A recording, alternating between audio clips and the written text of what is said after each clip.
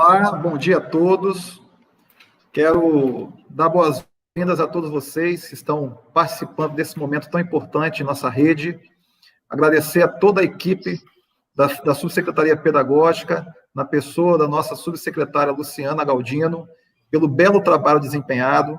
Quero agradecer também ao professor Carlos Eduardo Ferraço pela sua disponibilidade de estar aqui conosco. Recebi várias mensagens agradecendo o convite, que nós fizemos ao professor Carlos Eduardo Ferraço e que vai falar de um tema tão importante, nesse momento que estamos vivendo. Eu quero desejar a todos uma excelente palestra e que vocês tenham um dia próspero e abençoado. Muito obrigado. Olá, bom dia, profissionais da Rede Municipal de Serra.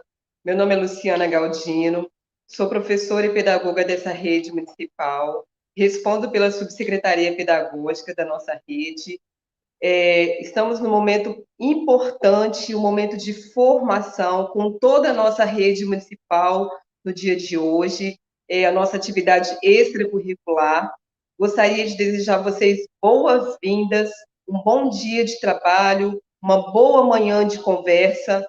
Para essa manhã, nós temos conosco o nosso professor da universidade, o professor Carlos Ferraço, e sejam bem-vindos, profissionais, sejam bem-vindos, professor.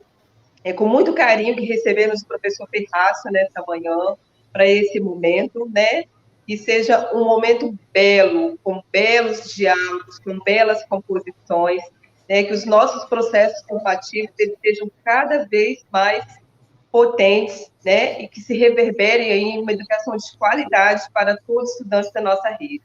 Sejam bem-vindos, tá? Nesse momento, passo a palavra para a nossa gerente de educação infantil, a Juliana, que vai fazer a apresentação do professor Ferraço.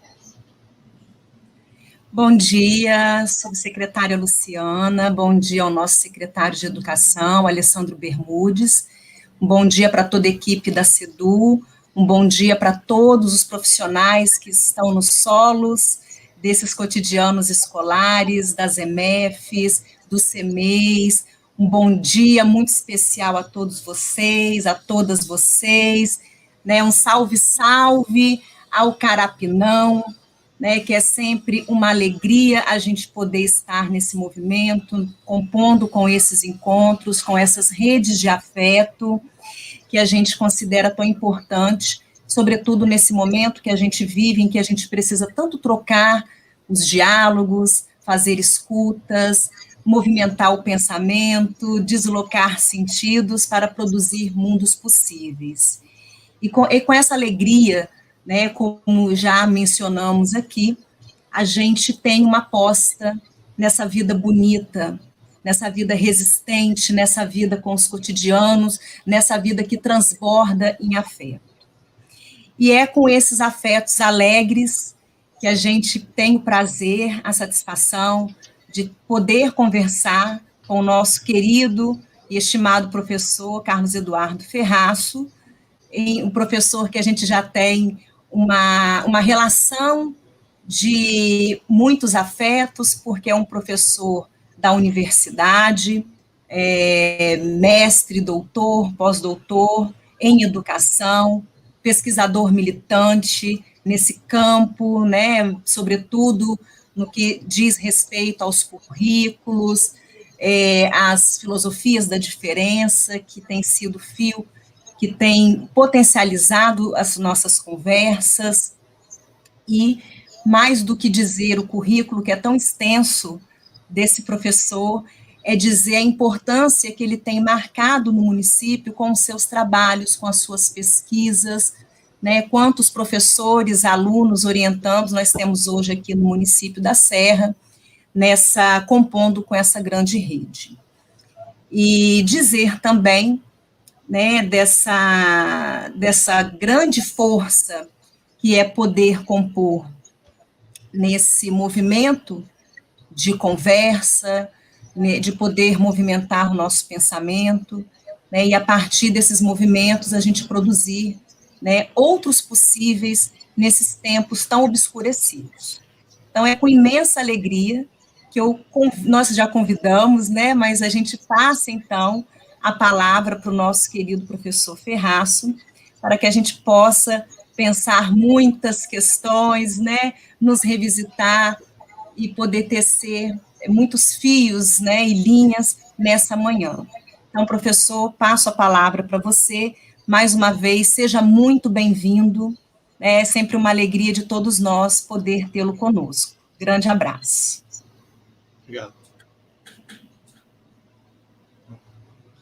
Bom dia, eu inicio agradecendo o convite para estar hoje, né, e, ao mesmo tempo, parabenizo nas figuras das queridas Juliana, Nilceia, Risiane, Fabrícia, toda a equipe da Secretaria de Educação da Serra, pelo movimento que eu considero ético, político, estético, de resistência e de criatividade que tem sido proposto para a área de educação do município e, em particular, para o campo do currículo.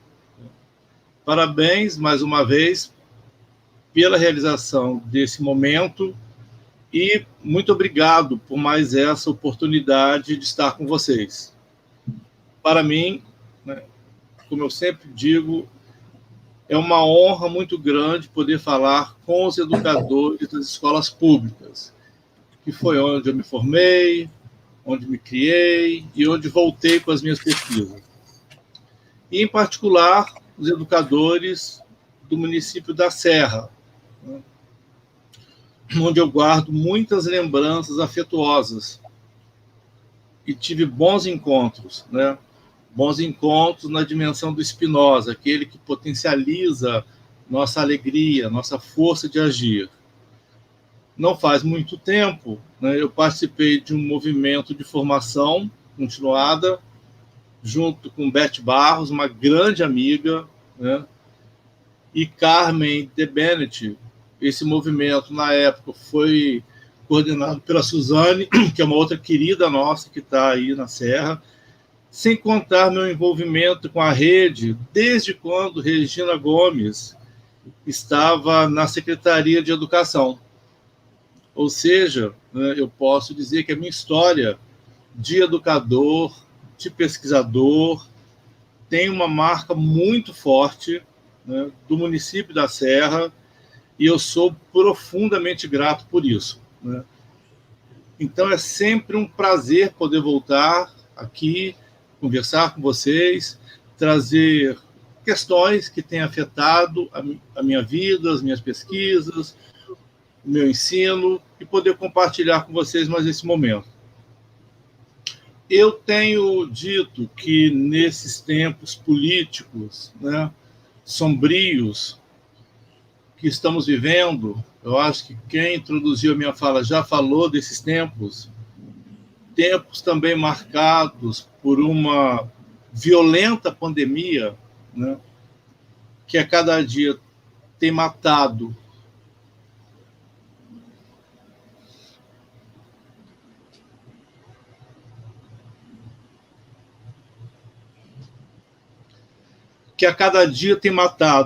mais e mais pessoas queridas, além de colocar nós, educadores, em uma situação muito vulnerável. Vulnerável, tanto física quanto emocionalmente, como vocês estão podendo ver agora. Situação essa nunca vivida pelo magistério. Eu comecei a minha vida no magistério em 1977. Muitos de vocês possivelmente não eram nascidos. E eu nunca vivi o que eu estou vivendo agora. De uma dor, de uma condição de trabalho sobre-humana, né? Então, em meio a essa situação de dor, de sofrimento, de angústia, né, de perder pessoas queridas, muitos educadores, amigos meus, morreram. Então, realizar um movimento de formação que aposta na potência da vida, que aposta na potência da diferença, para mim, se constitui como uma possibilidade de luta por uma vida bonita na educação. eu tenho perdido, como eu falei, muitos amigos, né, e muitas amigas da área da educação. E uma das formas que eu tenho encontrado para não sucumbir,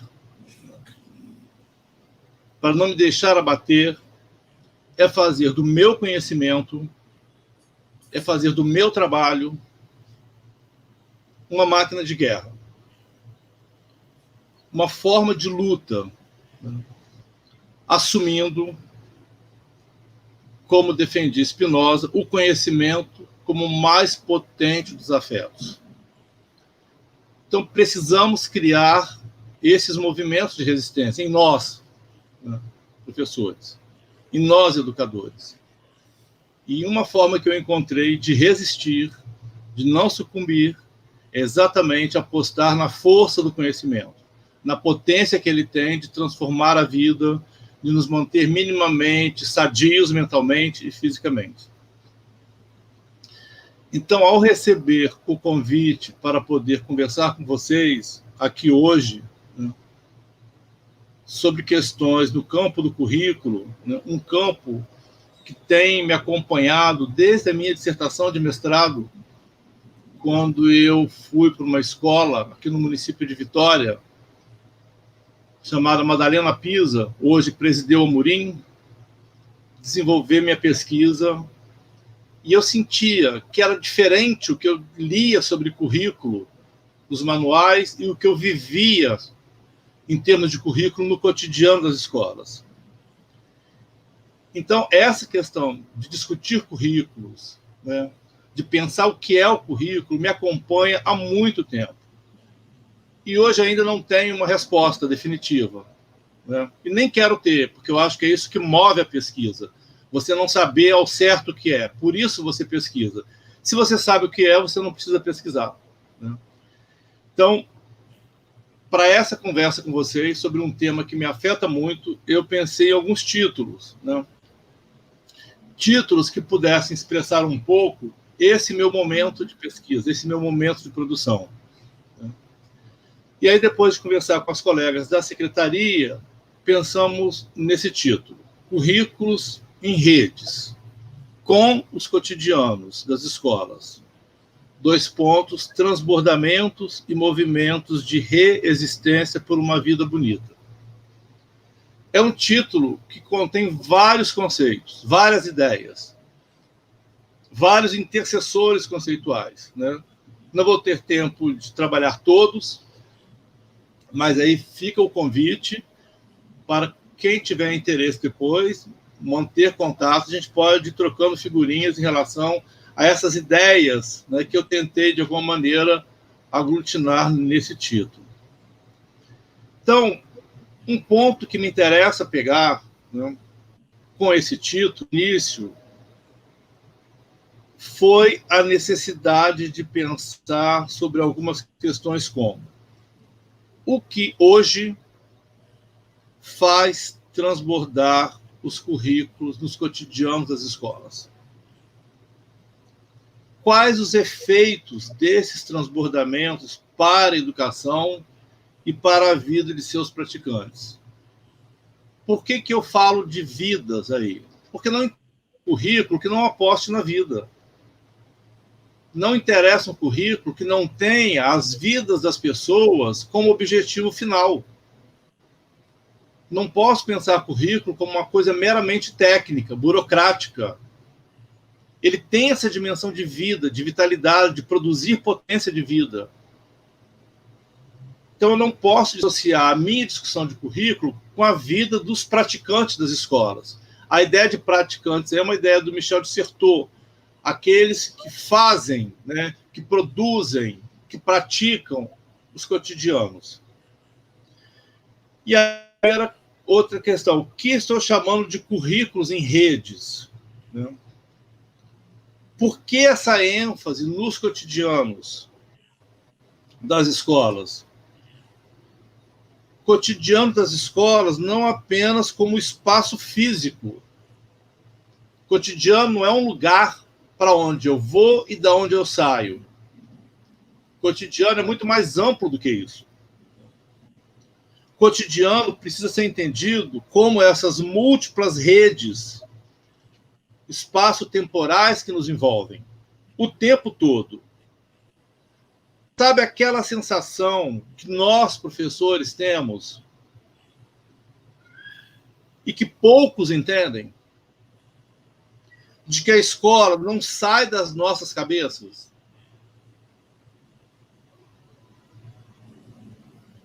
Você dá uma aula, vai para casa e aquela aula vai ressoando em você.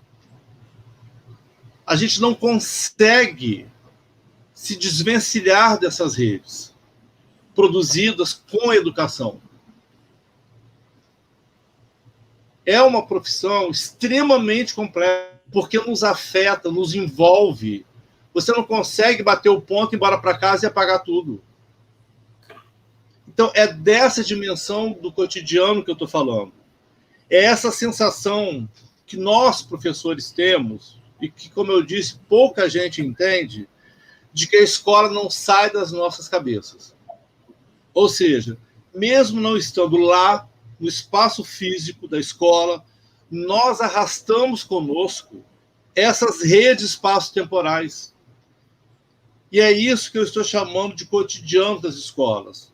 Ou seja, essa permanente sensação de que continuamos envolvidos com as questões das escolas o tempo todo. Não é porque eu não estou na escola hoje, fisicamente, que as questões da escola não estão me afetando. A minha pesquisa é com os cotidianos. Eu vou aos cotidianos das escolas. Com essa situação da pandemia, as escolas não estão recebendo pesquisadores, nem devem receber. Mas as questões continuam.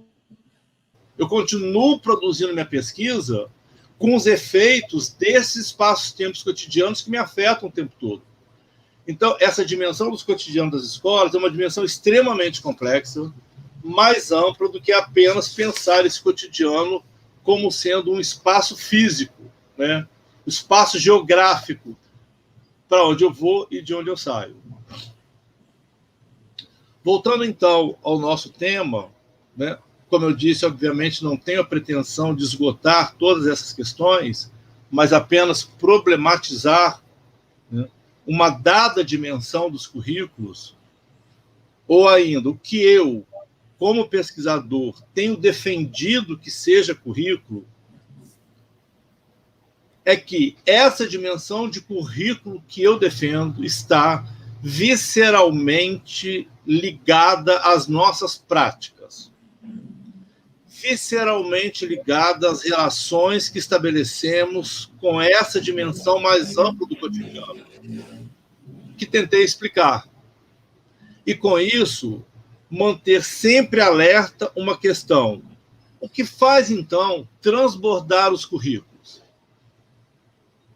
Uma das coisas que faz o currículo transbordar é essa nossa permanente dimensão de preocupação, de interesse, de afecção pelas questões da educação que nos afetam, que a gente o tempo todo está pensando sobre elas, o tempo todo está se envolvendo com elas, mesmo quando a gente quer ter um momento um pouco mais de solidão. E aí, uma primeira resposta, então, um primeiro ponto que eu preciso deixar marcado é esse. O que faz transbordar os currículos, o que faz com que os currículos expandam o tempo todo, está na própria ideia de cotidiano que eu defendo. Os currículos só transbordam, os currículos só acontecem, só se realizam, só se legitimam, só ganham vida, só se efetivam, os currículos só se instituem com esses cotidianos, com os processos, com os movimentos, com os acontecimentos, com os educadores e com os estudantes. A dimensão do com aí é fundamental. Eu não posso pensar um currículo sobre ou para alguém. Eu tenho que pensar um currículo com alguém. E aqui eu não estou desconsiderando, por exemplo, a existência de uma base nacional comum curricular ou qualquer outra proposta curricular prescritiva, escrita, qualquer outro documento norteador do currículo, né? Documentos que colocam prescrições, receitas, modelos, conteúdos, metodologias. Não estou desconsiderando que isso exista. No entanto, eu estou defendendo que os currículos não se reduzem, não se limitam apenas àquilo que está escrito no papel. Os currículos não se limitam às listagens de conteúdos. Os currículos não se limitam às metodologias, às didáticas que já vêm propostas nos livros didáticos, por exemplo. Essas coisas fazem parte, mas elas não são o currículo. Currículos são, e aí eu estou falando em meu nome e em nome de uma grande comunidade de pesquisadores no Brasil, currículos são, antes de mais nada, as práticas, teorias de educadores e de estudantes que se realizam diariamente nas salas de aula, mas não só lá. Então, a dimensão de currículo que eu defendo tem essa força da ação humana, tem esse protagonismo dos sujeitos praticantes. Sujeitos praticantes é uma expressão do Michel de Certeau. Ou seja, os currículos são, o tempo todo, tecidos em redes de sentidos e de significados, com as práticas, teorias dos sujeitos que inventam, criam os cotidianos das escolas, com sujeitos que inventam, criam, praticam as escolas, com as suas artes de fazer, dizer, saber, como diria Michel de Certeau. A dimensão de arte colocada aí, ela é fundamental para a gente entender o nosso trabalho, para a gente entender o nosso papel. Nós temos, como professores, como educadores, artes de fazer, artes de dizer, né? Artes de escrever. Por Certeau, tudo isso são artes, não são meras técnicas, não são meras funções. Nós, professores, precisamos nos assumir nessa dimensão artística, que não tem nada a ver com arte como um conteúdo ou uma disciplina. É essa dimensão estética do nosso fazer que eu quero destacar. É preciso, então, que possamos assumir nosso protagonismo, nossa potência, nossa força e nosso compromisso na realização dos currículos nos cotidianos das escolas. Não somos meros executores de propostas vindas das secretarias. Somos também autores de políticas de currículo. Não estou desconsiderando, volto a dizer, que existem os documentos prescritivos cada vez mais duros, cada vez mais controladores, mas o que eu estou dizendo é o seguinte: o que me interessa pensar é que usos nós fazemos desses documentos. É aquela sensação de que chega uma CI da secretaria obrigando a escola a fazer isso, a escola faz, mas não faz exatamente como a secretaria queria. Essa é a dimensão que o Certeau coloca da prática. A prática, ela nunca é reprodução. Ela é reprodução e deslocamento. Você obedece desobedecendo. Você faz desfazendo. Isso mostra que nós temos uma força do coletivo, uma potência da ação. A gente não pode desconsiderar. Não podemos assumir essa carapuça de que somos meros executores, meros reprodutores. Então, enquanto os documentos prescritivos, como a Base Nacional Comum Curricular, para não ter que citar todos, né? Tem os parâmetros, tem as diretrizes. Enquanto todos esses documentos buscam incessantemente delimitar, aprisionar, controlar, engessar, territorializar o currículo, aqui, sempre no singular, porque é o currículo, é a base, é o documento norteador, ele sempre é colocado como uma referência universal para todos. Base Nacional Comum Curricular. É uma base comum a todos. Enquanto a base defende que o nacional é o comum, nós defendemos o comum é exatamente a diferença, o que faz de cada um de nós um professor na diferença.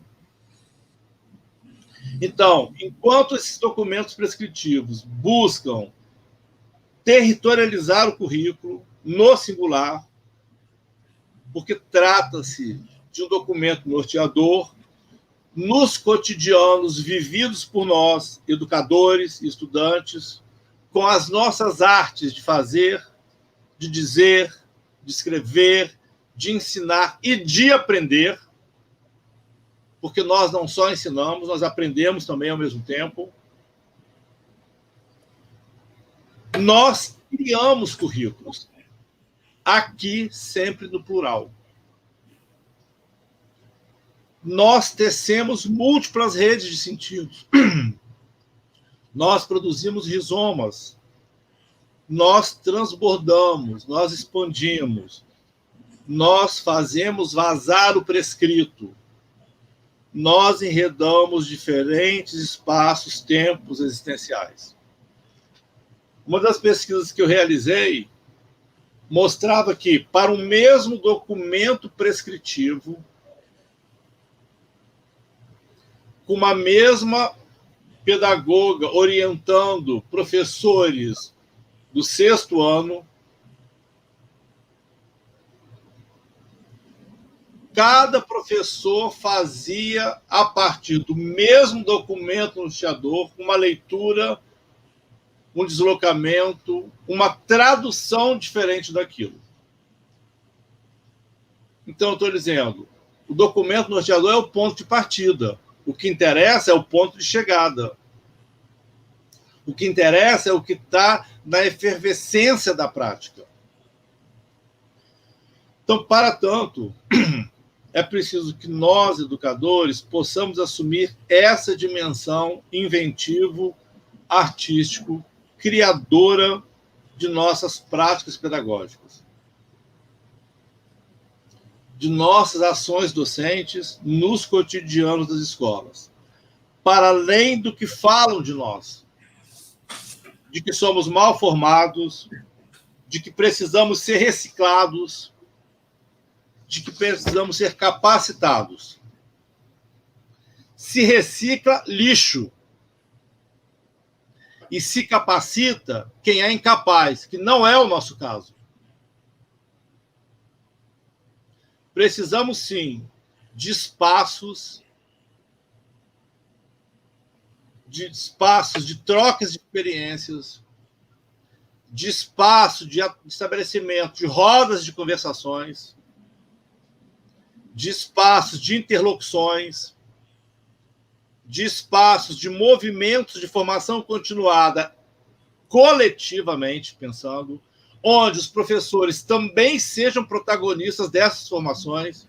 Não tem que ter alguém que vá dizer para ele o que tem que ser feito. Ele sabe o que tem que ser feito. Tem que ter alguém para pensar junto com eles, para tentar problematizar junto com eles o que está acontecendo. Acabar com essa tutela de um dizer para o outro o que é. e pensar com o outro o que está acontecendo.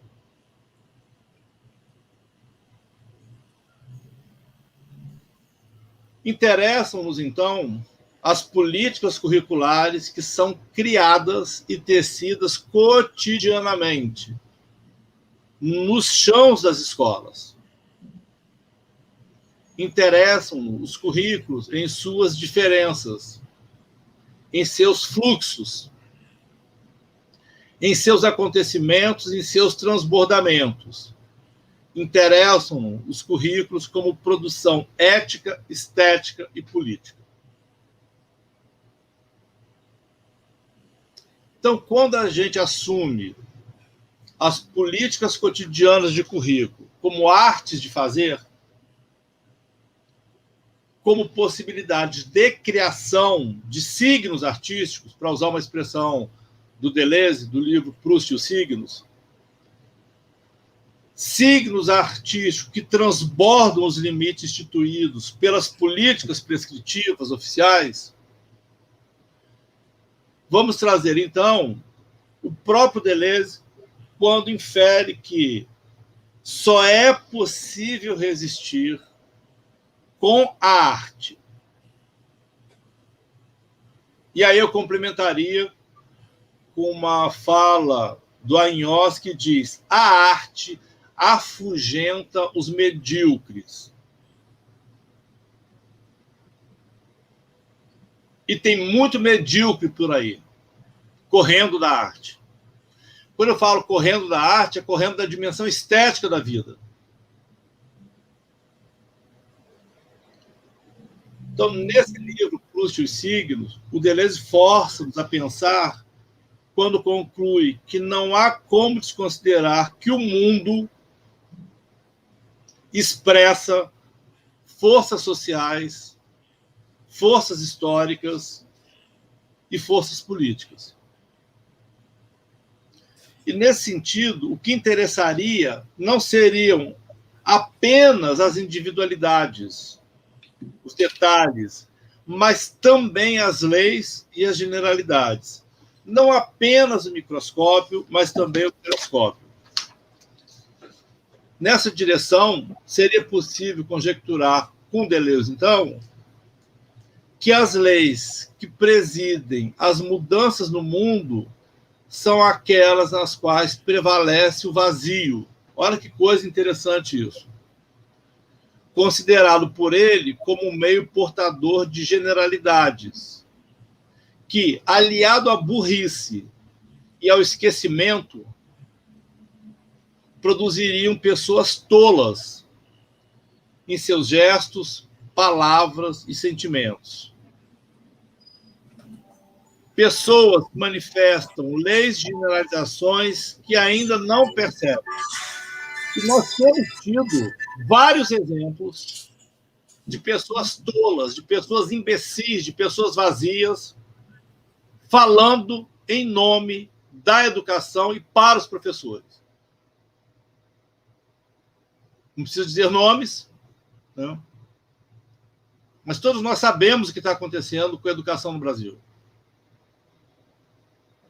Então, ao pensar nessa análise que o Proust faz sobre o poder do esquecimento social, Deleuze conclui que poucos fizeram um comentário melhor da frase de Lenin sobre a aptidão da sociedade. Olha só isso. A aptidão da sociedade em substituir velhos preconceitos apodrecidos por novos preconceitos ainda mais infames, estúpidos e apodrecidos. E aí eu penso, gente, que nada mais atual para pensar sobre os tempos sombrios que estamos vivendo do que essa passagem de Deleuze no livro Proust e os Signos. A sensação que eu tenho experimentado nos dias atuais é a de que, a cada dia, somos tragados por episódios de um tempo de vazios, de retrocessos, de esquecimentos e de burrices que afirmam preconceitos xenofobias, racismos, homofobias, entre tantas outras barbaridades, ainda mais infames ou mais estúpidas do que aquelas até então. Negacionismo, xenofobia, racismo, homofobia, ódio, terraplanismo,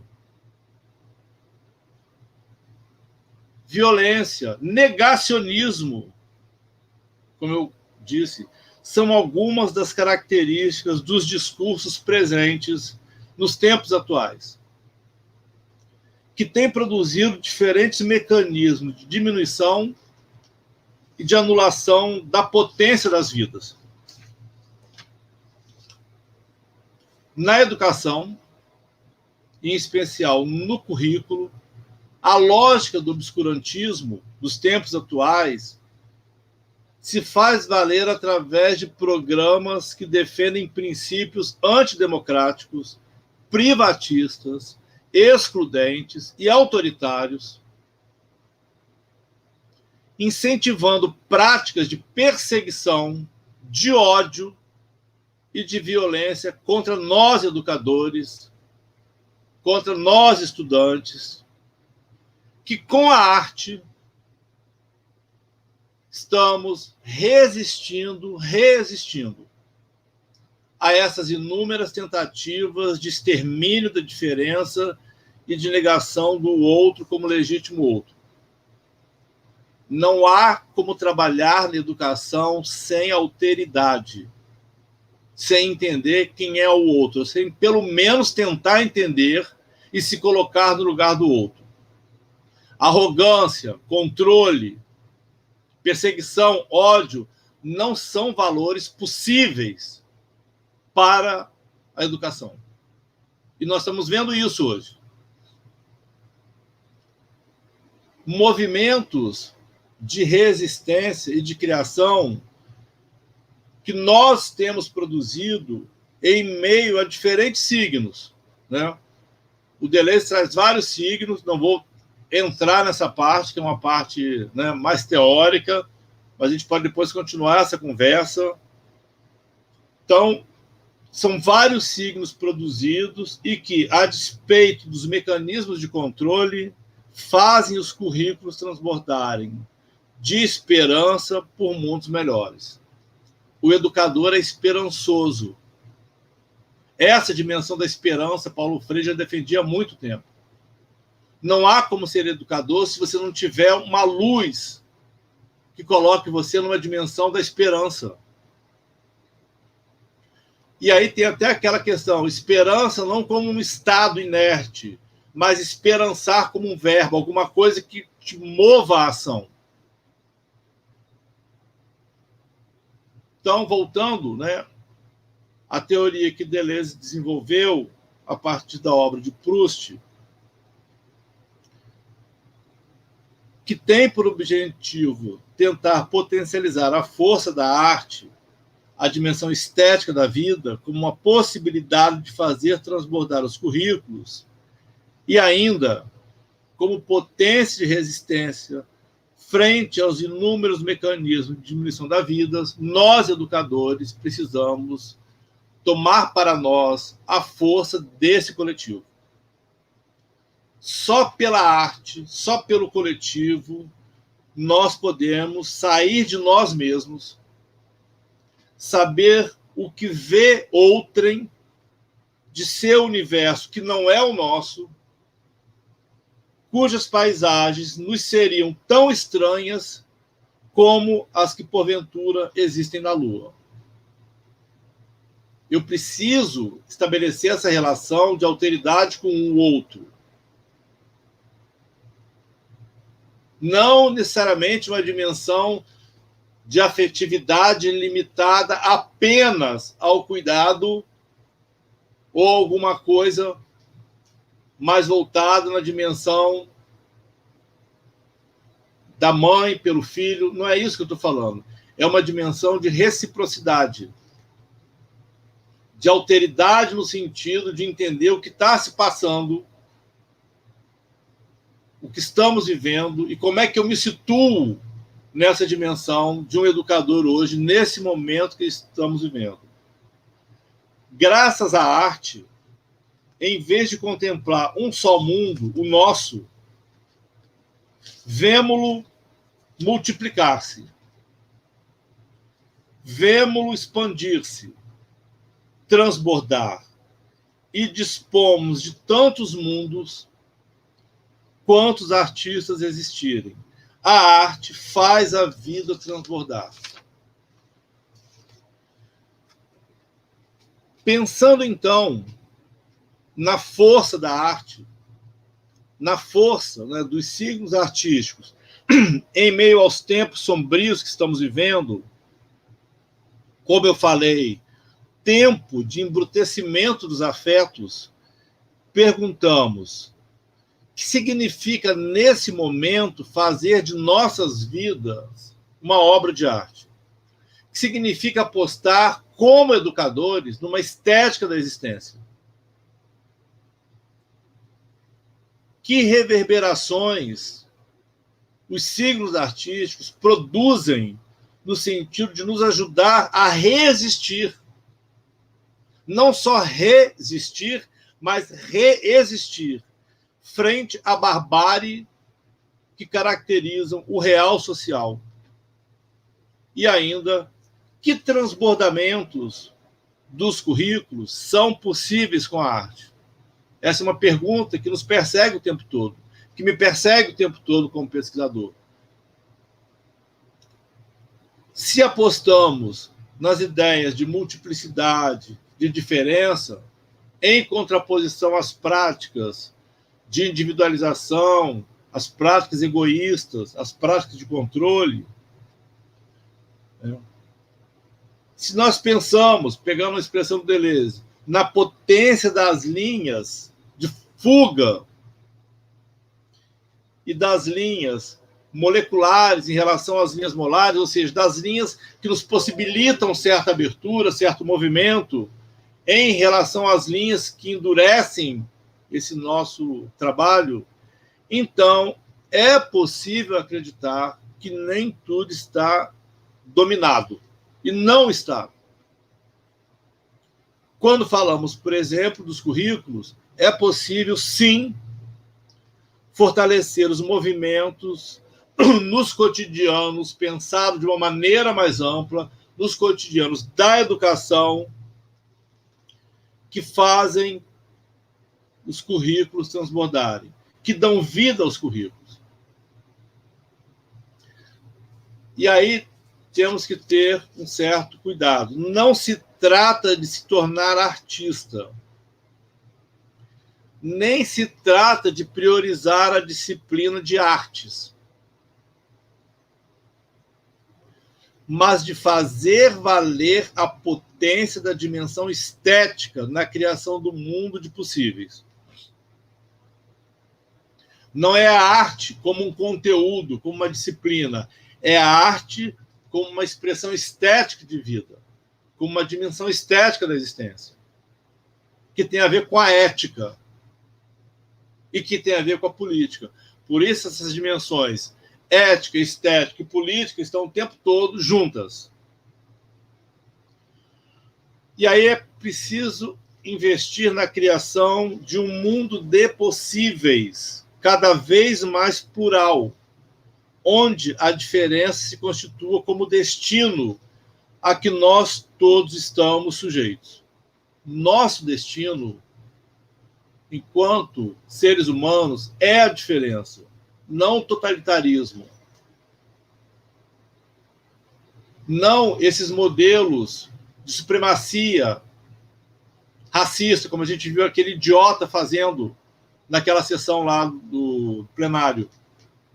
Nossa vocação como seres humanos não é sucumbir às necropolíticas, isto é, às políticas de morte, mas lutar pela vida em sua plenitude, em sua diferença, em sua força criativa. E nossa luta, e nessa luta, a escola tem um papel fundamental. A educação tem um papel fundamental. Ainda aqui eu quero trazer Foucault, Michel Foucault, em sua aposta no que ele chama de uma arte de viver. Quando Foucault pondera que nem sempre estamos sofrendo mudanças em nossas vidas, ou, ao contrário, que sempre estamos sofrendo mudanças em nossas vidas, que criam outras formas, outras novas relações entre vida e arte, o autor alude para a condição de se inventar a vida a cada instante, assumindo-a como uma obra de arte. Para Foucault, só é possível pensar numa vida plena como obra de arte. E aí uma pergunta que ele traz a partir de Nietzsche: o que estamos fazendo de nossas vidas? Então, ao estabelecer relações entre a arte e os valores com os quais vivemos, o Foucault constata: o que me surpreende, diz o autor, em nossa sociedade é que a arte se relacione apenas com objetos e não com indivíduos ou com a vida. Que a arte se constitua como um domínio especializado, um domínio de peritos, que são, entre aspas, os artistas. E aí Foucault, magistralmente, brilhantemente, pergunta: mas a vida de todo indivíduo, a vida de cada um de nós, não poderia ser uma obra de arte?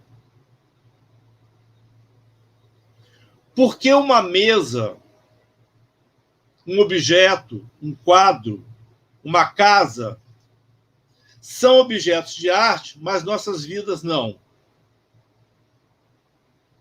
Não podemos pensar arte dessa maneira extremamente limitada, né? Como Foucault aponta aqui. Com essas questões, Foucault alerta-nos, então, sobre o que cada um de nós está fazendo de sua existência. Em que estamos nos transformando? Para ele, estamos nos tornando alguma coisa que não sabemos ao certo o que é. E, nesse sentido, precisaríamos nos forçar a buscar uma nova estilística da existência, compondo a forma de relação que se tem consigo mesmo a atividade criativa. Para uma nova existência, onde a ascese se institui como força para que cada um de nós possa constituir sua própria ética, tendo a estética da existência de uma vida bonita como referência. E aí não interessariam as práticas narcisistas, competitivas, egocêntricas, individualizantes, como almejam, como defendem, como querem aquelas prescrições curriculares das quais eu falei.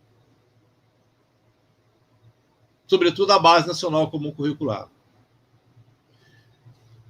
Que defendem, né, esses princípios que nós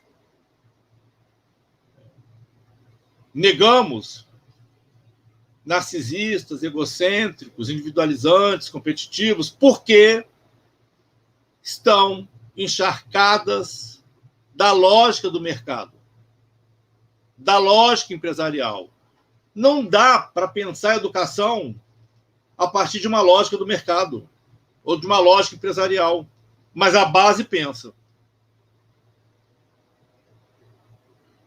Ao contrário, interessaria-nos aquilo que o autor entende por uma autenticidade das ações, que, na dimensão política, que aqui eu defendo, tentaria escapar das estratégias de sobrecodificação que atuam como indústrias de sentido serializados podem ter certeza que as atuais políticas curriculares e da educação, de modo geral, buscam nos colocar nessa dimensão dos sentidos serializados, nos colocar num padrão, numa correia transmissora. Por isso se assustam com as nossas manifestações, por isso se assustam com as nossas ocupações, com as nossas rebeldias. Porque para eles educação é controle, é punição, é castigo.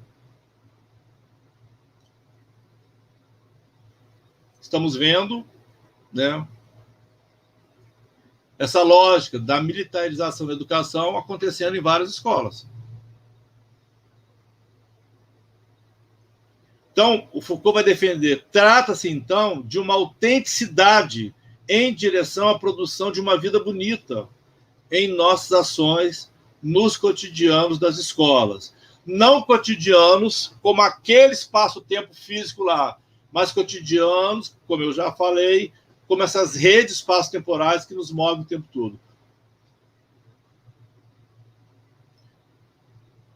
Movidos que estamos pela criação de outros mundos, de novos fluxos de transbordamento em vida dos currículos. Desse modo, movidos pelos pensamentos de Foucault e de Deleuze, faz-se urgente em nossas vidas de educadores um exercício ético, estético, político, de modo a potencializar ações autênticas em favor de uma vida bonita, cujos efeitos nos façam a voltar a acreditar no mundo. Pois, como conclui Deleuze, isso é o que mais nos falta, voltar a acreditar no mundo, voltar a acreditar nos possíveis. Estamos muito cansados de tudo que a gente está vivendo. Tem hora que a gente quer desistir. O desânimo nos abate o tempo todo. Mas é preciso resistir, resistindo. Mas aí eu pergunto, como acreditar no mundo não apenas como uma atitude egocêntrica e individualista, como ação protagonizada por um sujeito autocentrado, um sujeito iluminista, dotado de uma consciência plena, o salvador, o mentor, não interessa esse perfil. Mas interessa acreditar no mundo como um efeito de forças que transbordam os limites do prescrito.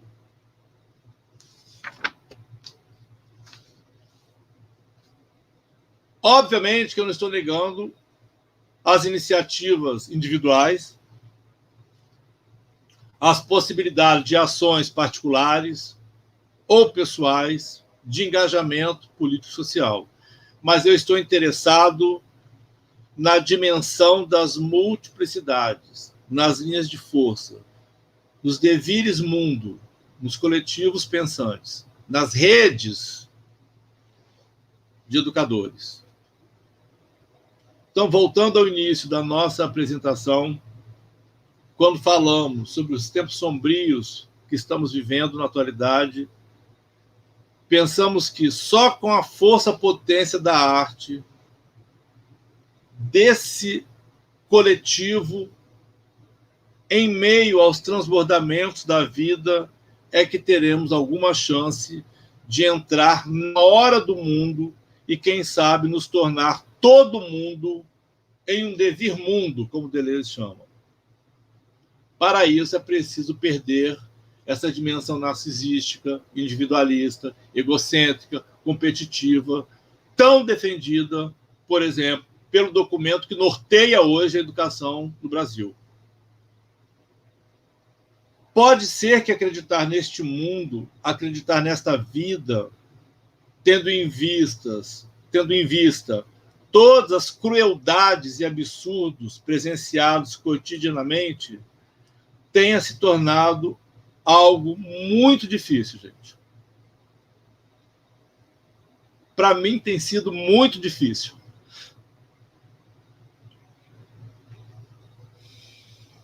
Para alguns, até mesmo impossível.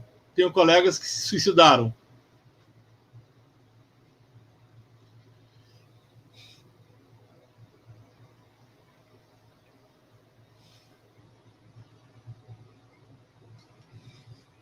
Entretanto, é preciso não desistir,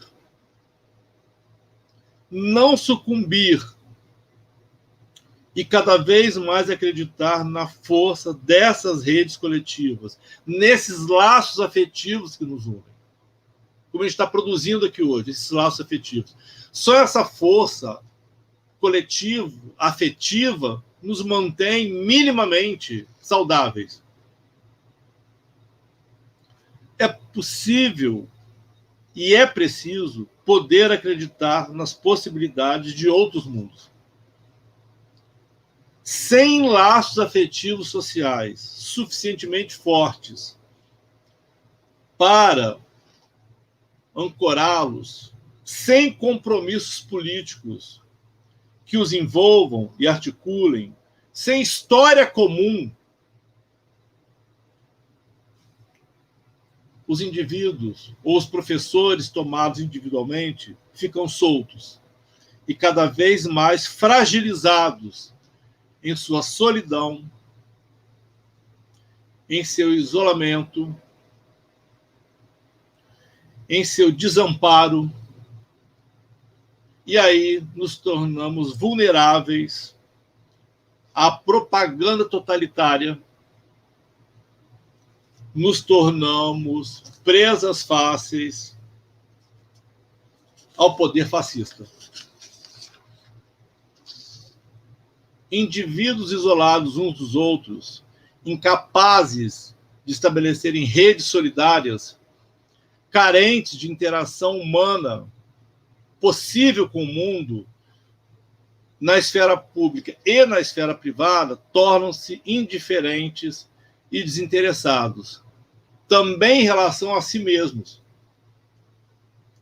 Por isso, é preciso que em nossas singularidades possamos acreditar no possível como categoria estética. Possível, por favor, senão eu sufoco. Por isso, é preciso, em nossas singularidades, seguir em frente de mãos dadas. Um dos slogans que a gente tem usado muito: ninguém solta a mão de ninguém. Sempre caminhando e cantando, pois quem sabe, logo ali, na esquina do tempo, a arte nos assalte de surpresa e nos faça continuar acreditando que as vidas continuam valendo a pena. Não a vida como algo transcendental, idealizado e supérfluo, mas cada vida importa. Por isso, como nos ensinou o poeta, precisamos fazer da flor nosso mais forte refrão. Eu quero terminar a minha fala aqui hoje lendo um texto de desabafo que eu postei no Instagram e no Facebook. Queria dizer que escrever, para mim, tem sido uma maneira de resistir. Tem me ajudado a suportar tudo isso que estamos vivendo. É uma forma de resistir, resistindo com a escrita. A escrita, para mim, tem sido uma forma de salvação, uma forma de purificação, uma forma de fortalecimento e de aposta na vida.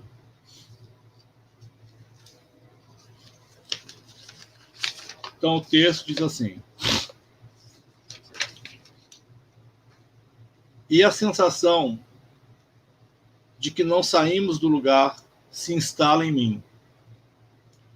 A possibilidade de retomada de nossas vidas depois dos tantos cuidados e das inúmeras expectativas criadas, mesmo com outros hábitos cotidianos, parece se perder em meio aos noticiários e aos acontecimentos que denunciam o atual estado de desespero, de pavor e de luta pela vida que se instala nesse momento ainda mais violento do que no início. Viver nessa permanente condição de insegurança e de perda de pessoas queridas tem nos adoecido profundamente. Não só no físico, mas na nossa alma, no nosso afeto, nas nossas alegrias e paixões. Mas é preciso resistir e se reinventar, dizem aqueles que continuam apostando, como eu, em uma vida bonita, como queria Foucault. Outros, representantes da escória do humano, traduzida em atitudes egoístas, negacionistas e genocidas, continuam matando a potência da alteridade e, com isso, enfeiam a vida. Enfeiam a vida apagando a palavra.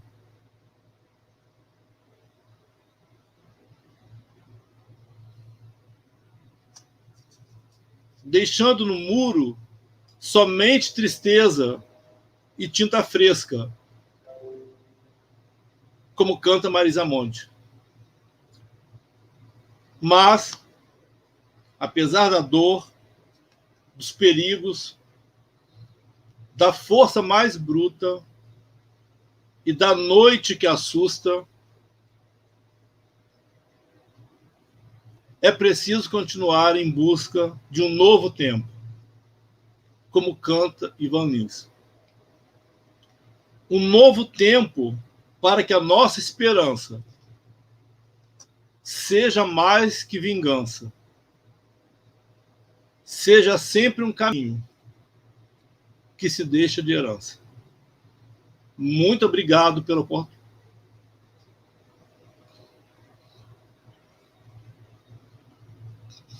oportunidade de estar com vocês. Podem ter certeza que esse momento me ajudou muito a resistir.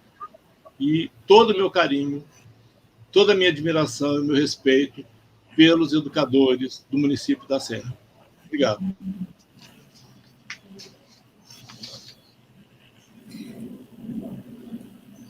A gente fica, de fato, muito afetado com todos esses sentimentos, com tudo que estamos passando. Os nossos afetos são recíprocos, professor Ferraz. E dizer como que esse encontro, ele brinda com o que você traz, para que a gente possa pensar, para que a gente possa movimentar o nosso pensamento, com as conversações no chat. Como que as conversações do chat foram tão potentes e conseguiram reverberar essa aposta que a gente faz com a vida, né? O chat proporciona reverberação aqui, né? A gente consegue constatar que esse movimento, que essa reexistência, essa aposta numa vida mais bonita e, portanto, mais potente, ela existe, né? Esse cuidado de si do outro, que foi tão acolhido, né, esse sentimento seu pelo chat, a preocupação, né, esse compartilhamento dessa dor, né, mas é uma dor que, em meio ao trágico, em meio a tanta obscuridade, ela quer resistir, a vida quer resistir. Muitos comentários, professor Ferraz, muita alegria, muitos elogios feitos pelos professores da rede, e teríamos muitas coisas para conversar, né? Mas estamos imensamente afetados por esse encontro, e penso, né, que a gente pode selar esse momento, né, trazendo o signo artístico musical. E eu convido nesse momento, então, a nossa assessora também da educação infantil, a Risiane, que também compõe conosco nesse momento formativo e traz a música como uma possibilidade de afecção. Então, força para todos nós, né? A gente fica emocionado, mais emocionado porque a gente transborda de força, a gente transborda de potência, né? Trazer o professor Ferraço para esse encontro é dizer de uma aposta que estamos fazendo. Não traríamos alguém para essa conversa se não fosse da aposta que a gente tem, que a gente faz na educação.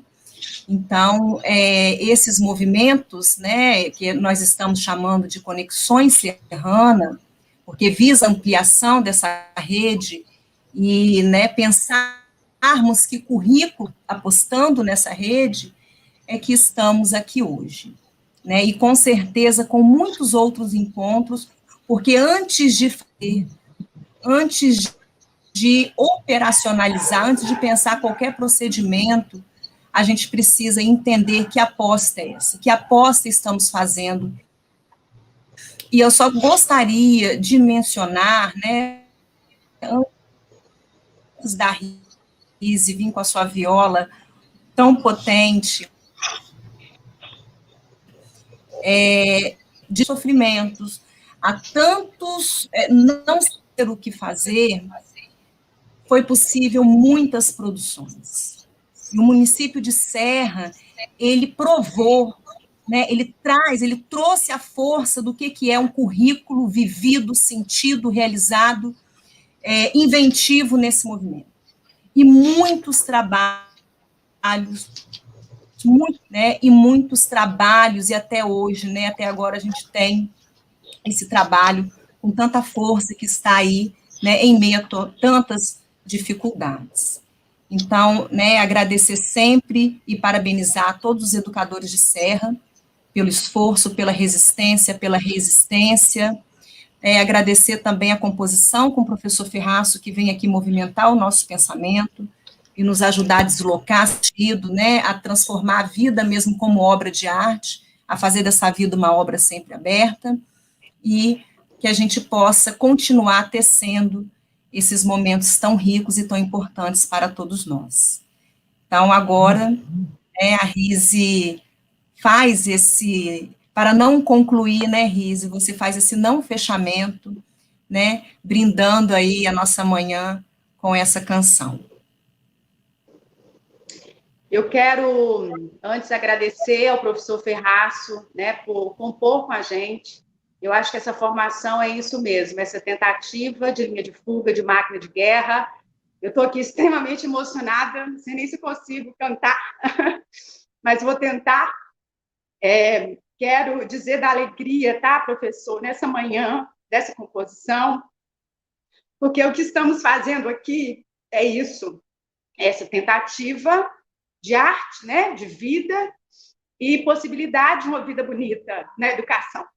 Eu acho que foram muitos afetos, estou extremamente afetada, mas é isso, a gente está batalhando, né, por esse novo tempo, como você disse na sua poesia, né, com a canção de Ivan Lins, e é isso que a gente vai cantar agora, né, um novo tempo, pelo menos vamos tentar. O novo tempo, apesar dos castigos,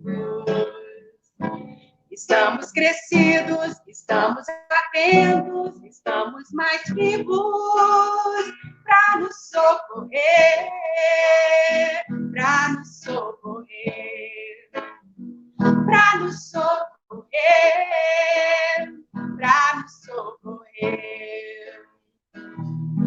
Novo tempo, apesar dos perigos, da força mais bruta, da noite que assusta, estamos na luta para sobreviver, para sobreviver, para sobreviver, para sobreviver, para que nós nossa esperança seja mais que vingança, seja sempre um caminho que se deixa de herança.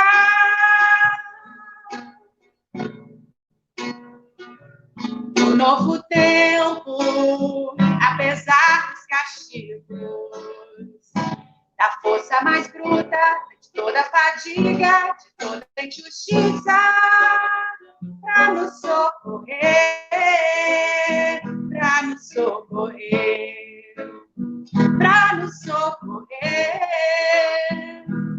Um novo tempo, apesar dos perigos,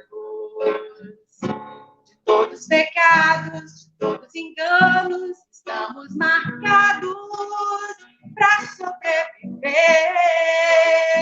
para sobreviver, para sobreviver, para que nossa esperança seja mais que vingança, seja sempre um caminho que se deixa de herança. Um novo tempo, apesar dos castigos, estamos em cena, estamos na rua, quebrando as algemas, para nos socorrer, para nos socorrer, para nos socorrer,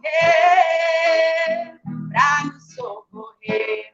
Um novo tempo, apesar dos perigos, a gente se encontra cantando na praça, fazendo pirraça, para sobreviver, para sobreviver, para sobreviver, para sobreviver. É isso, gente.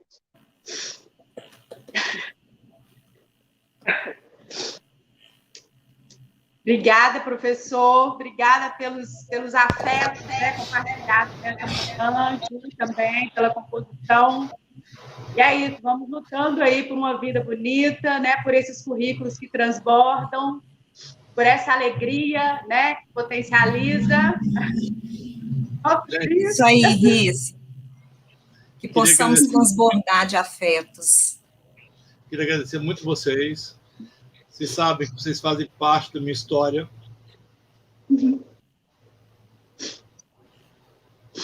E quero estender o meu agradecimento a todos os educadores da Serra, que, como eu falei, têm um profundo carinho, uma profunda admiração, uma profunda gratidão por tudo que vocês me proporcionaram como pesquisador, como professor.